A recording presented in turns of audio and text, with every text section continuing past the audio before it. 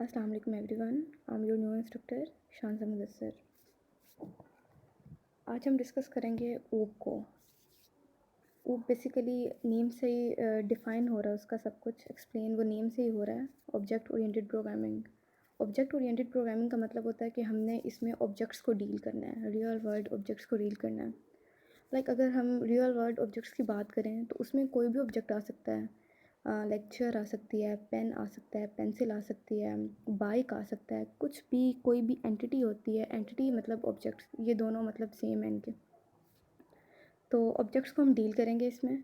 Object कुछ भी हो सकता है, ऑब्जेक्ट्स की कुछ प्रॉपर्टीज़ हो सकती हैं, ठीक है। ऑब्जेक्ट के कुछ मेथड्स हो सकते हैं। अगर हम बात करें चेयर की, तो चेयर की प्रॉपर्टीज़ क्या होंगी? होंगी, टू आर्म्स होंगी, ये उसकी प्रॉपर्टीज़ में आ जाएगा। और अगर हम उसकी बात करेंगे, मेथड्स की बात करेंगे, फंक्शंस की बात करेंगे, तो उसमें क्या आएगा कि वो क्या क्या फ़ंक्शन परफॉर्म करती है कि हम उस पर बैठ सकें, वो ये फंक्शन परफॉर्म करती है। इसी तरह अगर हम बात करें फ़ैन की क्या प्रॉपर्टीज़ होंगी? फ़ैन की ये प्रॉपर्टीज़ होंगी, फ़ैन बेसिकली एक ऑब्जेक्ट है, हम इसको एज अ ऑब्जेक्ट डील करेंगे यहाँ पे ऑब्जेक्ट ओरिएंटेड प्रोग्रामिंग में। रियल वर्ल्ड ऑब्जेक्ट्स की बात करेंगे, फ़ैन की बात करेंगे, तो फ़ैन में अगर प्रॉपर्टीज़ हम उसकी देखेंगे तो क्या प्रॉपर्टीज़ उसकी होंगी कि उसका कलर कम्बिनेशन क्या है, ठीक है। कलर कम्बिनेशन के अलावा हम देखेंगे उसकी आर्म्स कितनी है, ये उसकी प्रॉपर्टीज़ में आ जाएगा। और उसका फंक्शन क्या है, उसका मेथड क्या है। फंक्शन उसका ये होगा कि उसका फंक्शन कि उसने हवा देनी है सबको, ठीक है, तो ये उसका फंक्शन आ जाएगा। इसी तरह अगर हम बात करेंगे टेबल की कुछ प्रॉपर्टीज़ होंगी, कुछ मेथड्स होंगे, कुछ फंक्शंस होंगे। मेथड फंक्शन दोनों एक ही चीज़ है, सो आपने कंफ्यूज नहीं होना इसमें। उसके बाद अगर हम बात करेंगे रियल वर्ल्ड की, तो इसमें सिंपल हम क्लासेस को यूज़ करेंगे, ऑब्जेक्ट्स को यूज़ करेंगे, क्लासेस हम बनाएंगे।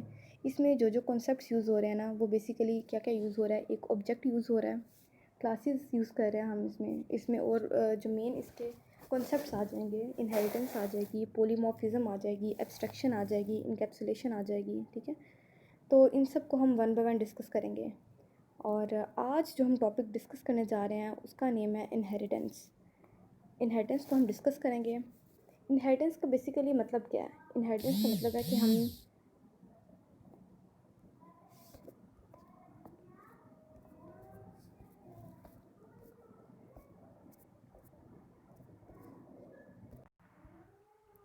इनहेरिटेंस में हम पेरेंट चाइल्ड रिलेशनशिप को डिस्कस करेंगे। इनहेरिटेंस सेम ऐसे ही है जैसे एक नॉर्मल इनहेरिटेंस होती है, पेरेंट्स टू ऑफस्प्रिंग होती है। कुछ करेक्टरिस्टिक्स ऐसी होती हैं जो पेरेंट्स की होती हैं, जो चाइल्ड उसको इनहेरिट करते हैं। अगर हम आई कलर की बात करें, तो कुछ जो होते हैं वो ऑफस्प्रिंग्स होते हैं, वो क्या करते हैं, वो इनहेरिट करते हैं करेक्टरिस्टिक्स किसकी, अपने पेरेंट्स की। आई कलर, अगर उनके फादर या मदर का आई कलर हेज़ल कलर का, सपोज अगर उसका हेज़ल कलर है, तो वो क्या होंगी, प्रॉपर्टीज़ इनहेरिट हो जाएंगी किसमें, ऑफस्प्रिंग में, ठीक है। चाइल्ड में वो करेक्टरिस्टिक्स इनहेरिट हो जाएंगी। सो इसी तरह इनहेरिटेंस का कॉन्सेप्ट भी सेम ऐसा ही है, क्योंकि हम इसको रियल वर्ल्ड ऑब्जेक्ट को हम ऊप में हम उसको स्टडी करेंगे। इनहेरिटेंस इनहेरिटेंस की डेफिनेशन क्या आ जाएगी हमारे पास, when one object acquires all the properties and behaviours of parent object, that is known as inheritance.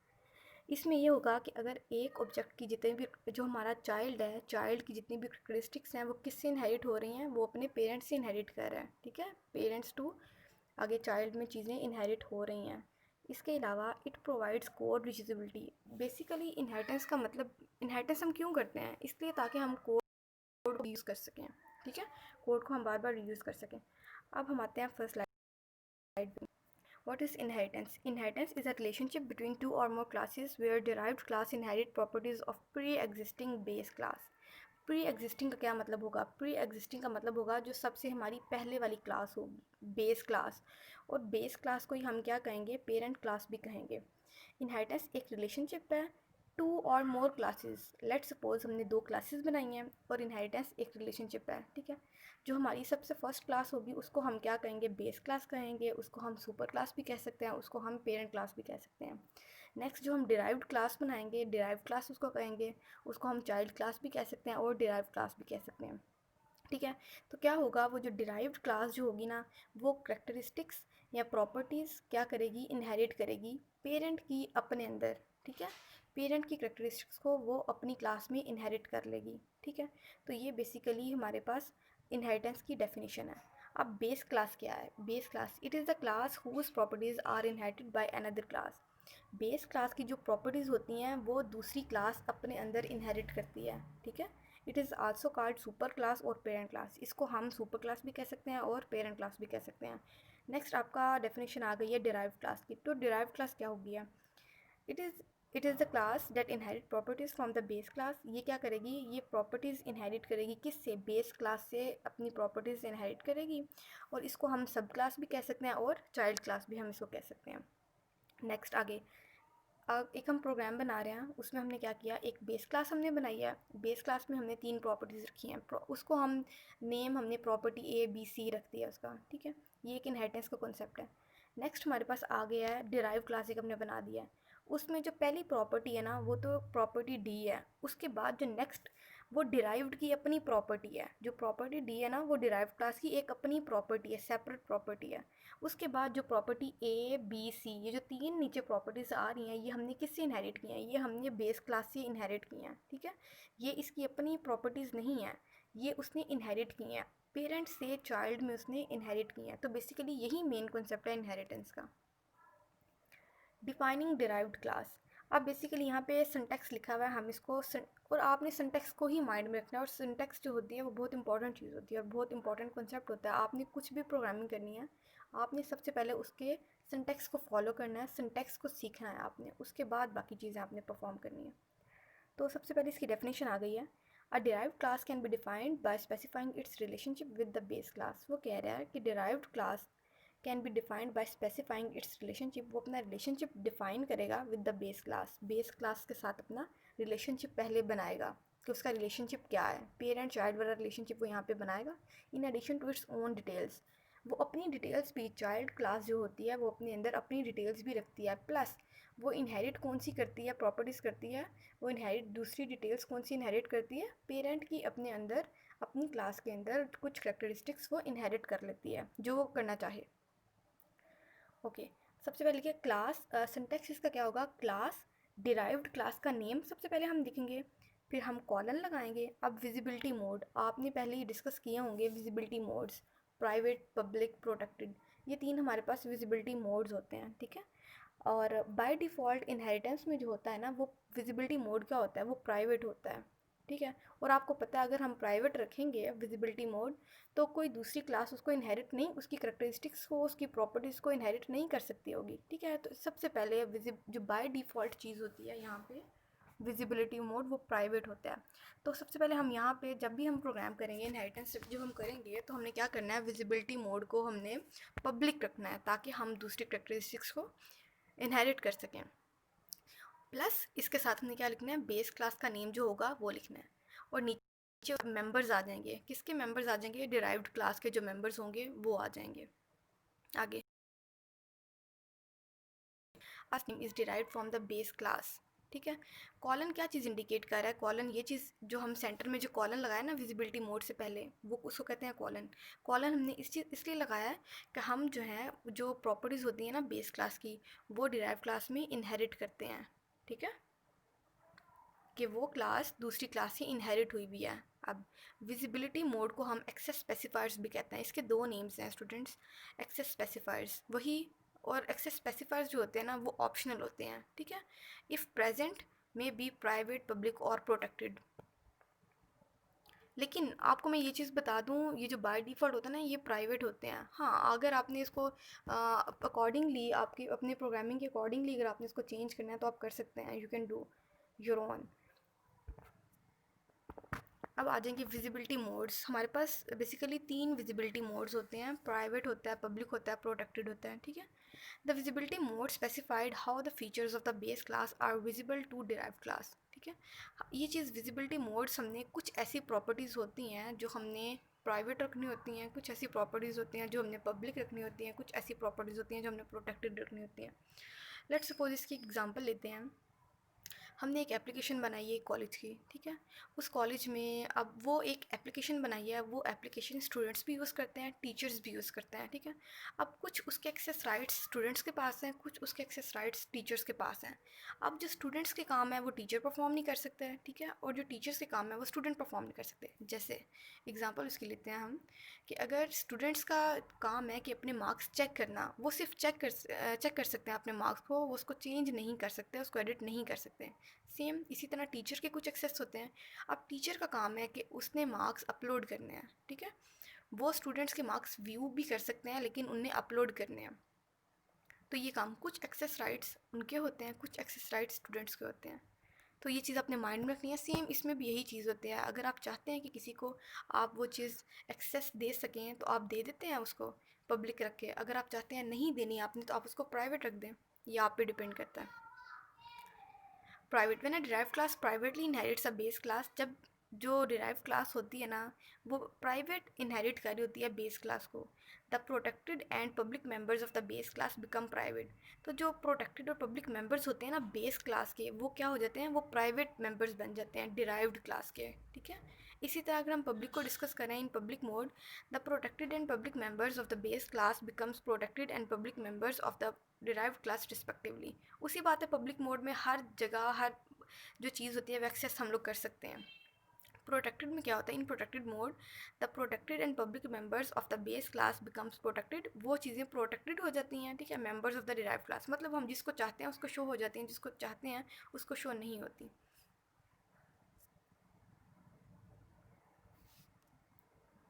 अगर यहाँ पे हम टिकटॉक की बात करें, ऐसी वीडियोस होती हैं जो हम प्राइवेट रखते हैं, ठीक है, वो सिर्फ हम लोग देख सकते हैं, वो लोग कोई और नहीं देख सकता, ठीक है।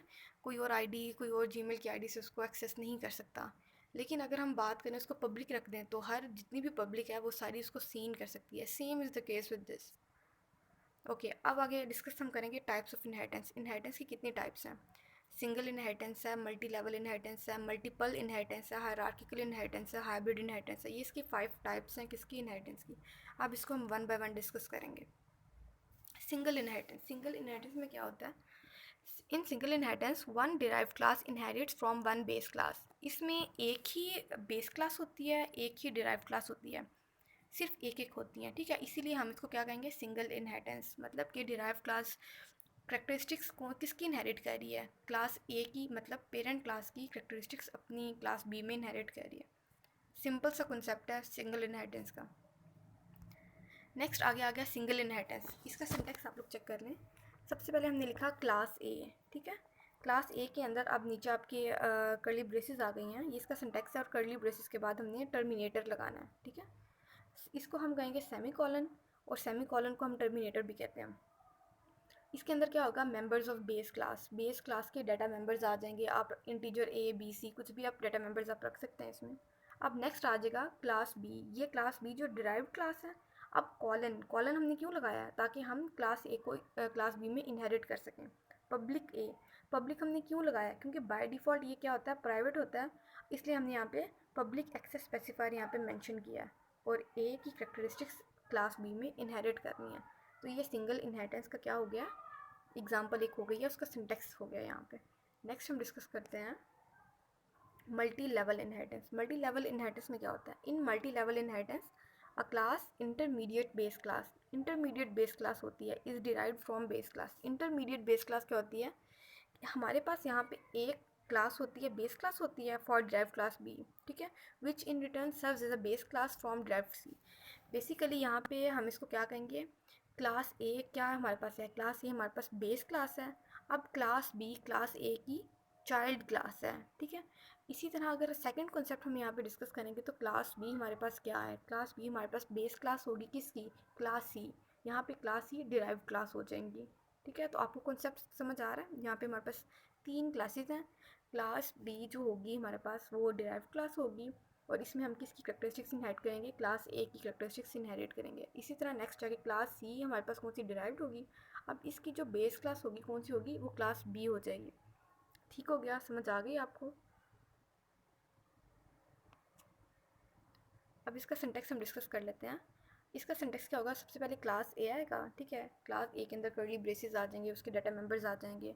अब क्लास बी के अंदर हमने क्या करना है, पब्लिक क्लास ए। अब यहाँ पे क्लास ए की करेक्टरिस्टिक्स यहाँ पे इनहेरिट हो रही हैं क्लास बी में, ये हमारी डिराइव क्लास है।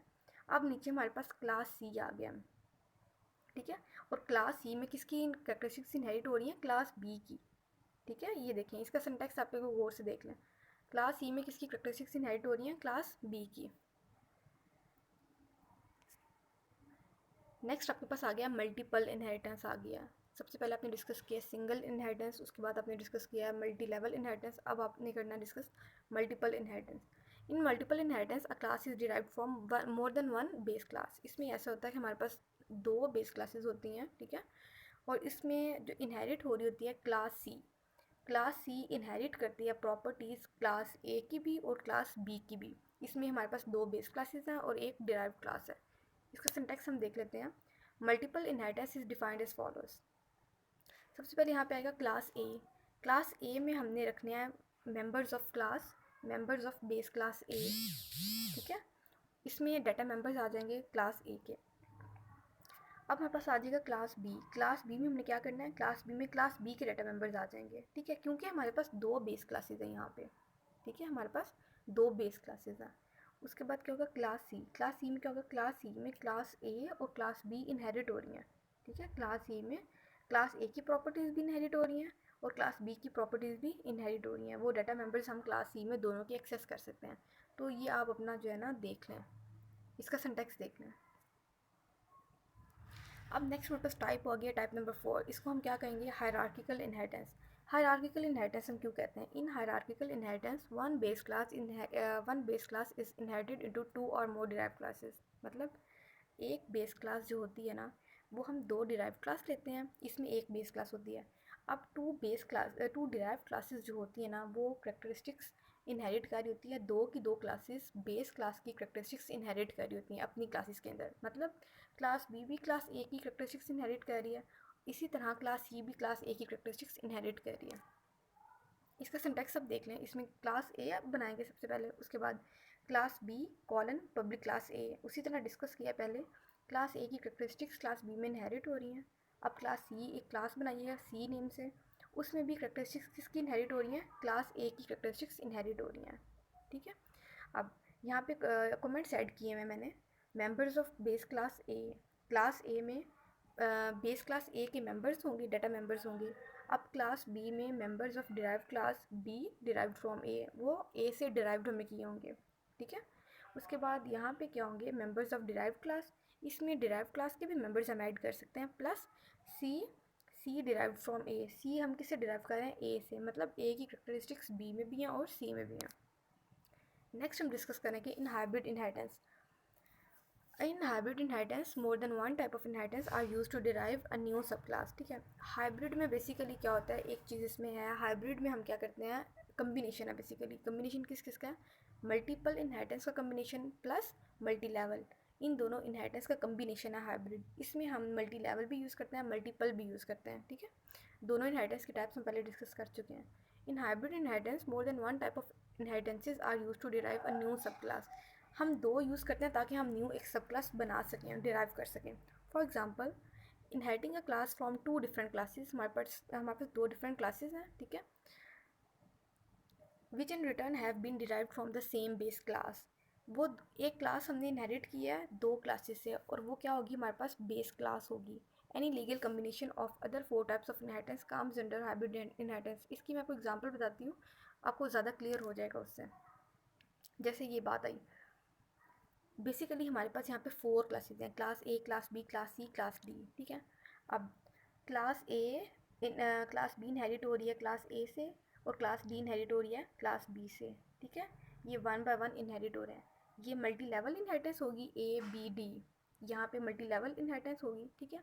उसके बाद ए सी डी, ये भी यहाँ पे भी क्या होगी, ये भी मल्टी लेवल इनहेरिटेंस हो गई है। अब मल्टी लेवल हो गया, ठीक है। मल्टी लेवल इनहेरिटेंस थी एक से दूसरे में जाना, दूसरे से तीसरे में जाना, ठीक है। इस तरह क्लासेस हमारी मूव ऑन होती थी। लेकिन अगर मल्टीपल की बात करें ना, मल्टीपल में हमारे पास टू बेस क्लासेस होती हैं और वन डिराइव क्लास होती है। लाइक अगर यहाँ बात करें हम टू बेस क्लासेस, हमारे पास क्लास बी और क्लास सी, ये दो बेस क्लासेस हैं, इंटरमीडिएट और ड्राइव क्लास हमारी कौन सी क्लास डी। अब क्लास डी से इनहेरिट हो रही है क्लास बी और सी से, तो ये कौन सा कॉन्सेप्ट हो गया, multiple inheritance. So hybrid is a combination of multi level inheritance plus multiple inheritance. इसकी एग्जांपल हम डिस्कस करेंगे। क्लास ए, उसकी ए की प्रॉपर्टीज़ उसके अंदर आ गई हैं, ठीक है, डाटा मेंबर्स आ गए हैं। अब क्लास बी में हम किसको इनहेरिट कर रहे हैं, क्लास ए को इनहेरिट कर रहे हैं, ठीक है। सी में किसको इनहेरिट कर रहे हैं, पब्लिक क्लास ए को इनहेरिट कर रहे हैं, यही है ना। बी और सी में किसको इनहेरिट कर रहे हैं, हम क्लास ए को इनहेरिट कर रहे हैं, ऐसी बात है ना। नेक्स्ट आ गया क्लास डी। अब क्लास डी में हम किसको इनहेरिट कर रहे हैं, क्लास डी में हम क्लास बी को इनहेरिट कर रहे हैं और क्लास सी को इनहेरिट कर रहे हैं।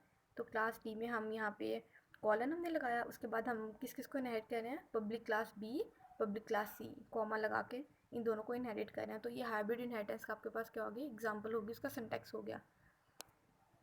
नेक्स्ट आपके पास आ गया वर्चुअल बेस क्लास होगी, ठीक है। Virtual base class is a way of preventing multiple instances. अब हम वर्चुअल बेस क्लास क्यों यूज़ करते हैं, क्योंकि यहाँ पे हमारे पास मल्टीपल इंस्टेंस बन जाते हैं। इंस्टेंस का मतलब होता है कि ऑब्जेक्ट्स होता है, ठीक है।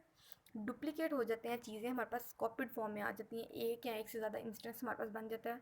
और कंपाइलर को नहीं पता होता कि उसने कौन सा इंस्टेंस जो होता है ना वो परफॉर्म करना है, कौन सा इंस्टेंस उसने कॉल करना है, उसको नहीं पता होता। यहाँ पे एम्बिग्यूटी आ जाती है, ठीक है। तो इसमें ये होता है hierarchical. Virtual base class way of preventing multiple instance. हम वर्चुअल बेस क्लास इसलिए यूज़ करते हैं ताकि हम प्रिवेंट कर सकें, एम्बिग्यूटी को हम प्रिवेंट कर सकें, ठीक है। जो कि हम जब मल्टीपल इनहेरिटेंस यूज़ करते हैं, हाइब्रिड इनहेरिटेंस यूज़ करते हैं, हाइब्रिड में बेसिकली दो ही आ जाती है ना, मल्टीपल और मल्टी लेवल आ जाते हैं। जब हाइब्रिड हम यूज़ करते हैं हमें नहीं पता होता कि हमने कौन सा इंस्टेंस यूज़ करना है, तो इसलिए हम वर्चुअल बेस क्लास को हम इसका जो है ना कीवर्ड, वर्चुअल का कीवर्ड हम यूज़ करते हैं। अब यहाँ पे एक एग्जांपल दी गई है, suppose we have a base class called A. हमारे पास एक बेस क्लास है, उसका नाम क्या रखा है हमने A, and two classes derived from it.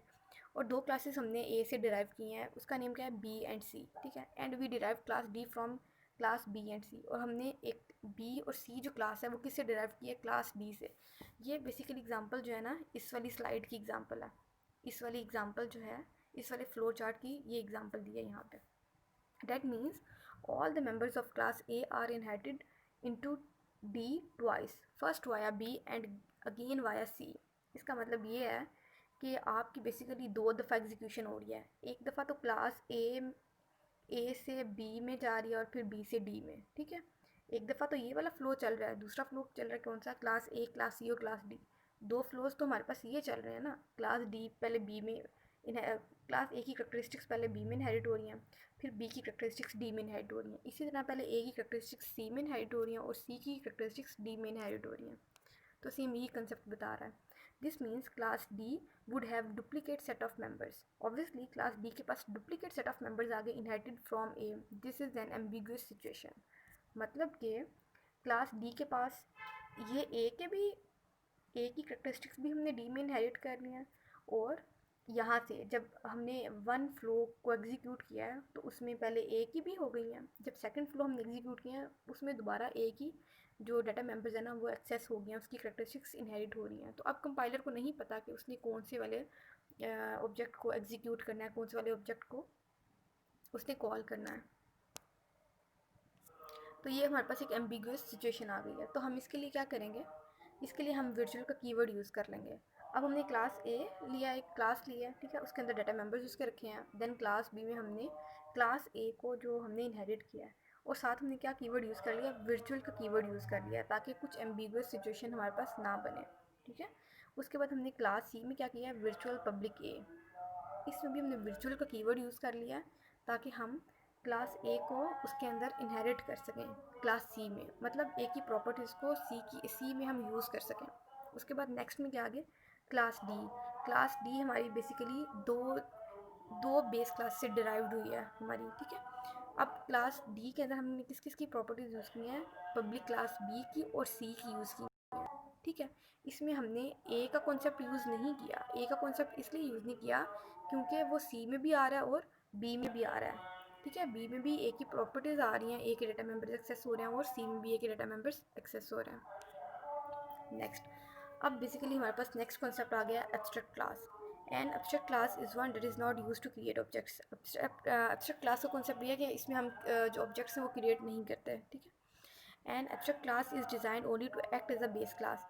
Abstract class हम क्यों बनाते हैं? हम एब्स्ट्रैक्ट क्लास इसलिए बनाते हैं ताकि हम उसको as a base class use कर सकें to be inherited by other classes, ताकि हम दूसरी जो क्लासेस हैं ना उनको बेस क्लास में इनहेरिट कर सकें। दूसरी क्लासेस जितनी भी हम डिराइव्ड बनाते हैं उनमें हम बेस क्लास को यूज़ कर सकें, बेस क्लास की प्रॉपर्टीज़ को, उसके मेथड्स को, उसके फंक्शंस को कॉल कर सकें, यूज़ कर सकें, इसलिए हम जो है ना एब्स्ट्रैक्ट क्लास हम बनाते हैं।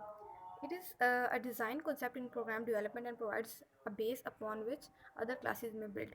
इसमें ये होता है कि दूसरी क्लासेस हम इससे बना सकते हैं, इस क्लास से हम दूसरी क्लास को इनहेरिट करवाई जा सकती हैं, दूसरी क्लासेस को हम बना के इनहेरिट कर लेते हैं, इसकी प्रॉपर्टीज़ दूसरी क्लासेस में हम इनहेरिट कर सकते हैं। नेक्स्ट हमारे पास आ गए हैं एडवांटेजेस आ गए हैं। एडवांटेजेस किसके आ गए? इनहेरिटेंस के हमारे पास एडवांटेजेस आ गए हैं। रीयूजेबिलिटी, इनहेरिटेंस बेसिकली हम क्यों करते हैं? क्योंकि हमारे पास ये रीयूजेबिलिटी का कॉन्सेप्ट हमें देती है, हम एक चीज़ बना लेते हैं, बार बार हम उसको रीयूज़ कर लेते हैं। Inheritance helps the code to be reused in many situations, हम बहुत ज़्यादा सिचुएशंस में एक कोड को बार बार रीयूज़ कर सकते हैं। The base class is defines and once it is compiled, इसको हम एक दफ़ा डिफ़ाइन कर लेते हैं और एक दफ़ा इसको कंपाइल कर लेते हैं। It needs not be rework, हम उस पर दोबारा हम इस पर काम नहीं कर सकते, उसको दोबारा हम बार बार रीयूज़ ज़रूर कर सकते हैं, इसीलिए तो हम इनहेरिटेंस यूज़ करते हैं ऊप में। Using the concept of inheritance, the programmers can create as many derived classes from the base class as needed। वो जितनी मर्ज़ी चाहे derived classes, वो जितनी मर्ज़ी चाहे वो classes बना सकता है और उसको किससे इनहेरिट कर सकता है? बेस क्लास की जितनी भी characteristics हैं वो उसमें इनहेरिट कर सकता है, इसलिए तो ये रीयूजेबिलिटी का कॉन्सेप्ट हम यहाँ पे इनहेरिटेंस में यूज़ करते हैं, ठीक है। While adding specific features to each derive class as needed, हम जो चाहते हैं कि फ़ीचर्स हम डिराइव क्लास में ऐड करें हम वही कर सकते हैं जो हम चाहते हैं, एक्सेस हम वैसे सबको कर सकते हैं। Saves times and effort, obvious सी बात है, जब एक कोड एक दफ़ा कर लिया बार बार उसको हम रीयूज़ करें, रीयूज़, तो इससे क्या होगा, हमें एक काम बार बार नहीं करना पड़ेगा, ये हमारा टाइम भी बच जाएगा और हमारी एफर्ट भी बच जाएगी। The above concept of reusability achieved by inheritance saves the programmer time, programmers का टाइम बचाता ही है, ठीक है। एंड एफर्ट, ऑब्वियस सी बात है, एक काम को करते हुए हमारी एफर्ट लगती है, हमारा टाइम लगता है, और सबसे मेन चीज़ होती है आपका जो मोस्ट प्रीशियस जो थिंग होती है वो बस टाइम होता है, तो ये आपका टाइम बचाती है, ठीक है। Since the main code written can be reused in various situations as needed, तो हम एक कोड को बार बार रीयूज़ कर सकते हैं, बहुत सी सिचुएशंस हमारे पास ऐसी आती हैं जहाँ पे हम एक कोड को बार बार रीयूज़ कर सकते हैं। सो आपका ये लास्ट स्लाइड थी। Thank you so very much.